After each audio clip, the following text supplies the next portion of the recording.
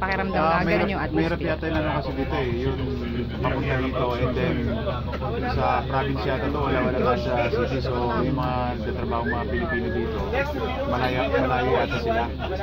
So okay lang, importante yung mananalo kami. Manalo lang ganun. Then about doon kanina sa away,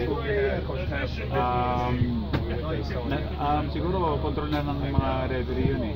Kung nakikita nila ng dirty player yung isang player sa kabila, dapat tawagan din nila agad, di ba?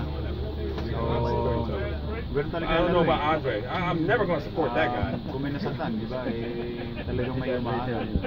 So, nagkataon tayong napagtripan niya, tapos konting ano lang, parang ganyan ka na. Basta ano lang, focus lang sa laro. Yun ang importante dito. Importante yung makakuha kami ng goal nito. Ano, ready na kayo sa bakbakan, second round? Dito.